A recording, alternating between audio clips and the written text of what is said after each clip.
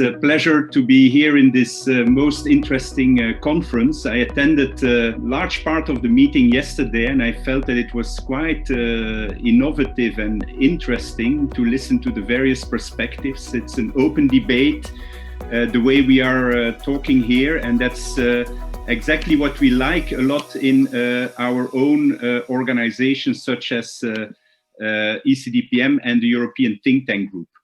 My presentation will focus on three elements. First of all, just a recap of some of the elements that were mentioned yesterday and that were also mentioned by the ambassador in the previous presentation. And then I would like to look at how we can tackle the looming economic crisis and build those bridges for growth in Africa. And there I would particularly focus on what could be done in Africa by Africans themselves. But secondly, I would also like to focus on what the international community, in casu the European Union, could possibly provide in terms of support to the economic growth in Africa. Now, the state of affairs pre and post-COVID, I think we discussed many of these issues already yesterday. The booming Africa discourse is a little bit over, but this was already happening before COVID-19. There were already signs on the wall that the African economies were slowing down. And I think that COVID-19 has exacerbated existing macroeconomic and political weaknesses on the African continent. And basically, you could say that we are now in a situation where we have three types of crisis. The economic crisis has been widely highlighted, including by Ambassador Masire Mwamba, the negative GDP growth, massive job losses, rising poverty levels in many parts of Africa. It has all been mentioned yesterday, the collapse of commodity prices, major downturns in the service sectors. I just heard also the international tourism sector that is highly affected. We have the debt crisis. We have lower remittances because of the contraction of the economies globally. So there's less money flowing back to Africa, at least 20 to 25%. ECDPM did some studies on this. So all in all, there will be a substantial downturn in economic activity that will cost Africa at least 100 billion euros in output losses over 2020 and probably even more. Second feature concerns the peace and security issues. We see that there is increasing conflicts in a number of countries where we did not expect these conflicts. For example, Ethiopia, that was a huge disappointment for many of us. Ethiopia was doing so well. We had a president who was quite visionary, who received the Nobel Prize, Abiy Ahmed. And now we see that there is a war that has started in the north of the country, a war that could take possibly long and that could take a lot of victims. We see a lot of insecurity as well in the Sahel, as we know for quite some time already, but also in places where we also thought that conflicts were largely gone. I'm thinking here of Mozambique, for example, where Mozambique that has been confronted also with a wave of ISIS violence at this very moment. So the peace and security situation is also not that very promising. And the third element is the backsliding on democratic governance. We've had a few worrying electoral processes in countries like Tanzania, Cote d'Ivoire, Guinea. We also have processes where there will be unconstitutional changes and so on. So this is also quite worrying. Now, what can be done to tackle some of these elements of undoubtedly crisis that is looming? I think in the short term, many international observers would say, yes, let's put more money, more aid money into Africa. Let's reduce the Africa's debt service. I think that's absolutely all needed in the short term.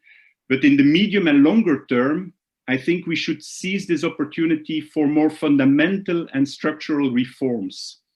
We will see that aid levels will go down. It was mentioned also yesterday by Mr. Shitio of Chatham House. The UK will reduce its aid levels from 0.7 to 0.5.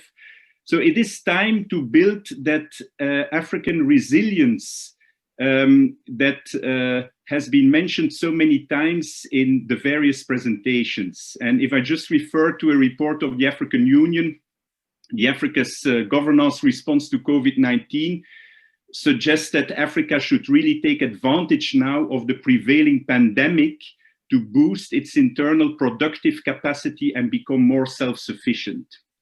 And so this brings me to 3 actions that could help to stimulate growth. And many of these elements have already been mentioned. First of all, it's important to improve the sustainable value chains by investing in manufacturing and industrialization. It was mentioned also by the ambassador Masire just a while ago. African economies predominantly depend of raw material exports, and the processing, of course, takes place elsewhere. And then Africa imports the processed products from the raw materials they have exported. So in other words, there's very limited value added. The examples were given yesterday of chocolate, diamonds, the components of smartphones. Mr. Sharif of the African Development Bank referred quite a lot to this. So it's absolutely needed for Africa's economic wealth that it can locally transform its natural resources into competitive products. So the focus on manufacturing value chains is absolutely important. The second element is the regional integration and trade agenda. We know that Africa has attached a lot of importance to this, and intracontinental trade at this moment is still very low. It's only 15% of all trade that is inter-African at this very moment. So the core of the African Union Agenda 2063 was to establish this African continental free trade area. And this is a process that is underway, that is quite promising, but there's still a lot to be done to really realize that Africa Continental Free Trade Area. And indeed, because of COVID-19, there has been some delays and postponements. So the trade commencement date that was initially foreseen for July of this year, 2020, has now been postponed to January 2021. This is an issue where everyone is aware of that regional integration, inter-Africa trade is absolutely needed to make sure that Africa can flourish. And there are some promising examples already in the pandemic situation where Africa has shown some very encouraging examples of coordination and unity in the wake of the pandemic. The coordination by the African Union and the RECs was quite exemplary in a number of ways, particularly on the Centers for Disease Control and other types of measures. Third action, and I think that's probably the most important one to break away from the dependency relationship, is the domestic resource mobilization. The increase of the volumes of tax collection and the fair distribution of taxation is a big top priority. If you know that Africa on average is having a tax rate that is less than 15%. And this is absolutely needed in combination with a whole range of other measures that everyone is aware of, the fight against corruption, capital flights, illicit financial flows, where there's a large and big responsibility also by the countries in the so-called North, countries in the European Union and elsewhere in the world. But this is so important that more attention should be paid in strengthening taxation systems and making sure that there is a fair income redistribution, which is at the end of the day, the absolute guarantee for social stability.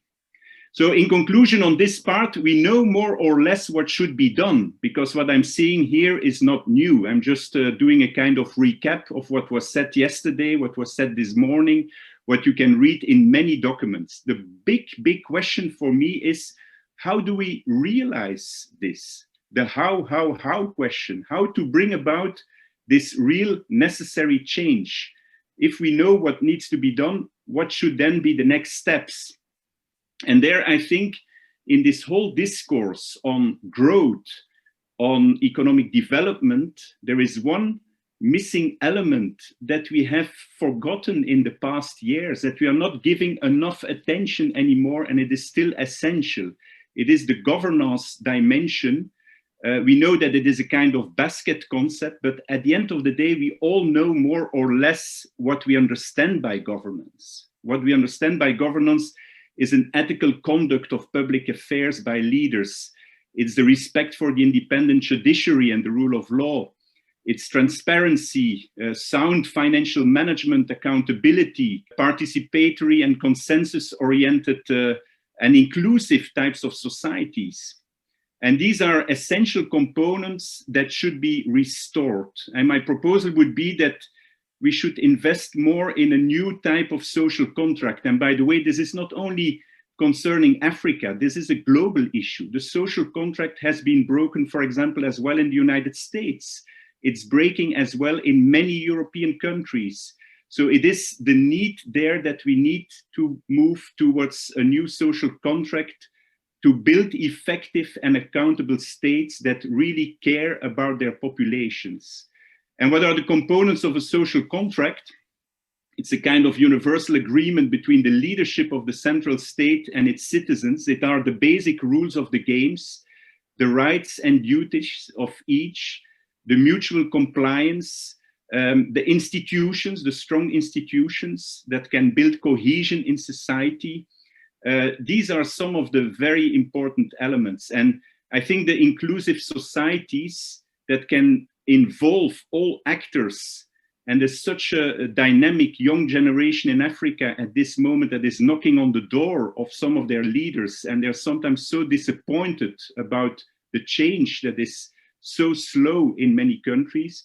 I think this is what we need. We need that type of dialogue on a social contract, systems that can help to involve the whole society to tackle the inequalities, so that trust is restored in government and that we have effective institutions. When I traveled in the pre-COVID times to Africa regularly, I visited a lot of startups amongst the younger generations in Africa. And in some countries, they are doing so well. They are doing so wonderfully well, particularly in the digital sectors. But most of these people were always saying, we made it in spite of our government. They should be able to say, we made it thanks to our government, thanks to the government that has created the conducive environment for our business to flourish. But many people said, no, they said the opposite. We made it in spite of our government. So the government was not seen as an ally.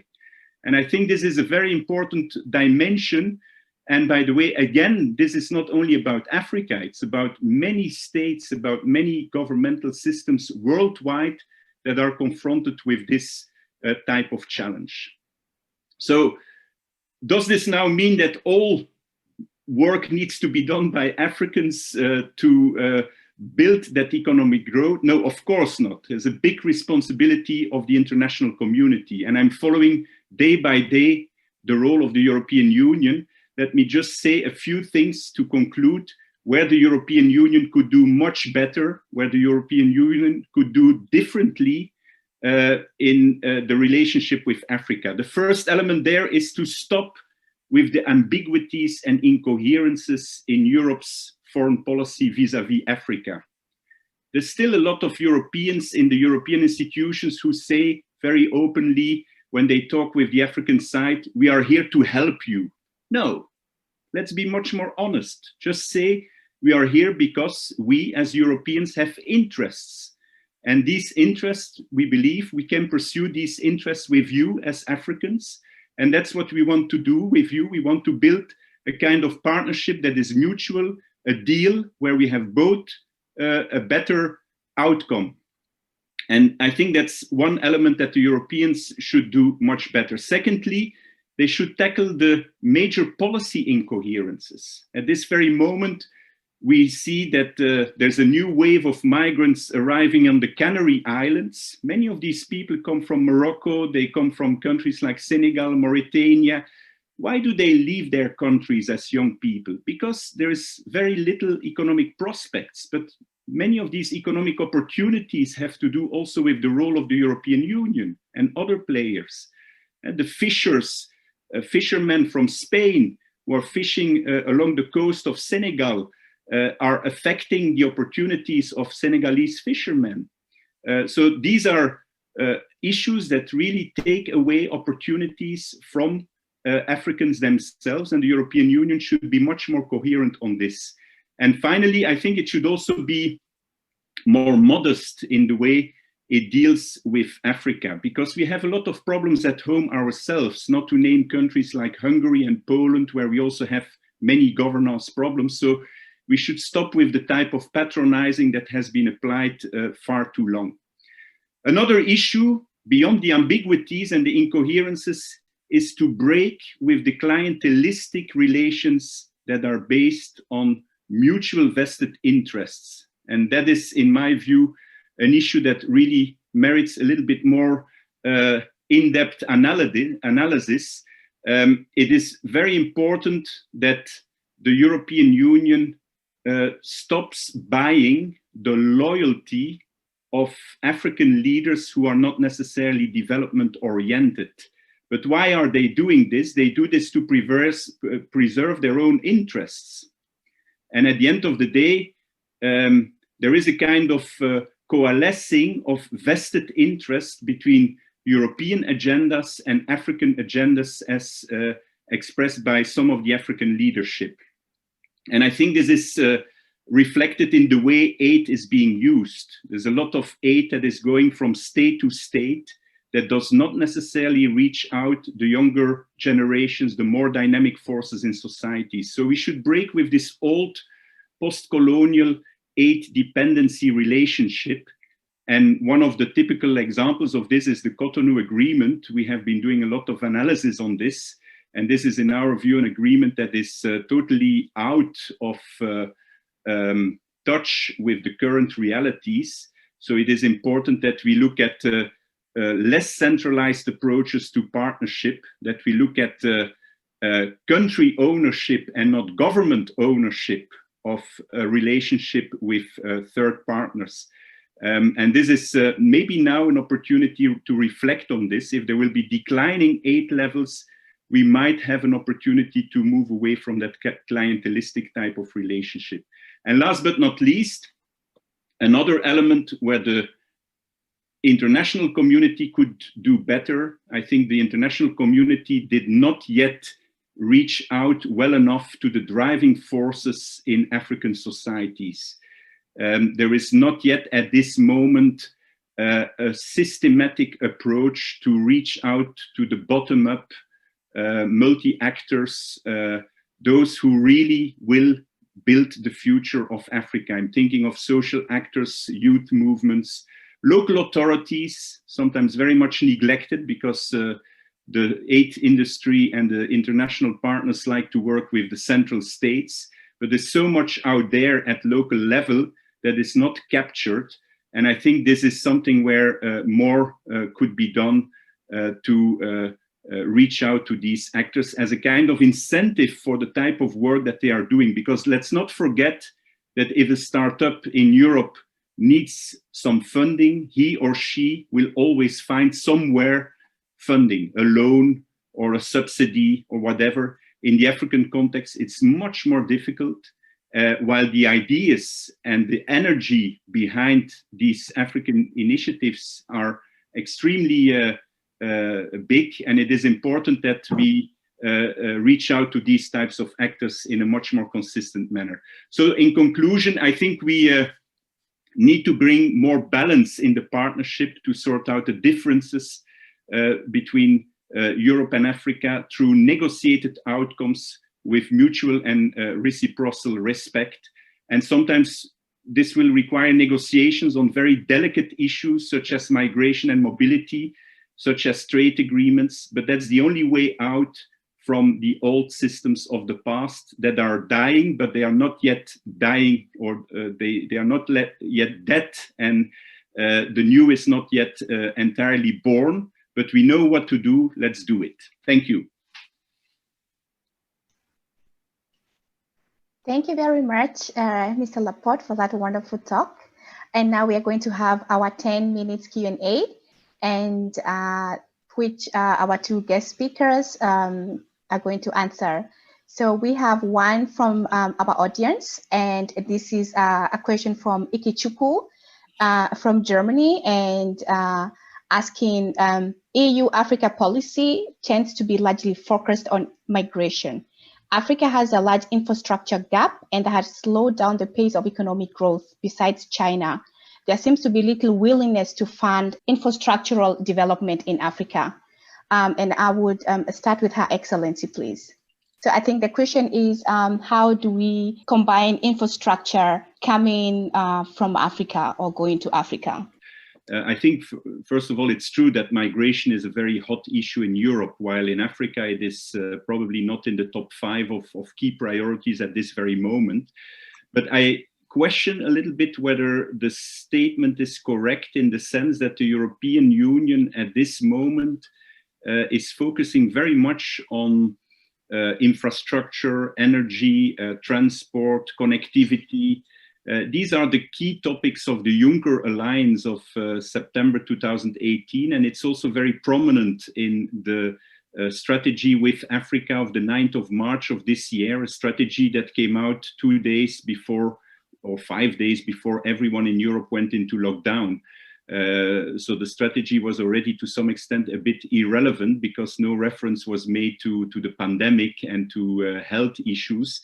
But basically, most of the most recent strategies of the European Union are very much focusing on these infrastructural and economic domains to an extent that I still believe that this is not necessarily always healthy, because there is a whole range of issues out there where the European Union might have a stronger comparative advantage vis-à-vis countries like China and others. And then I'm talking more about what I mentioned earlier, the governance dimensions, the soft values agendas, the social models of societies, even if they are very much under pressure as well these days. There is maybe a track record in terms of fighting inequalities, taxation systems, these type of things. And I believe that this is what should be given more attention, in addition to, of course, the larger economic investments, which are, of course, always essential. But the precondition to make these larger economic investments work are, in a number of cases, governance conditions. And I think this should be given continuous attention, but in a more consistent manner and in a less patronizing way than the Europeans have been doing it, without conditionalities, through other types of incentives that could work to make this governance dimension again a prominent basic precondition for further economic development.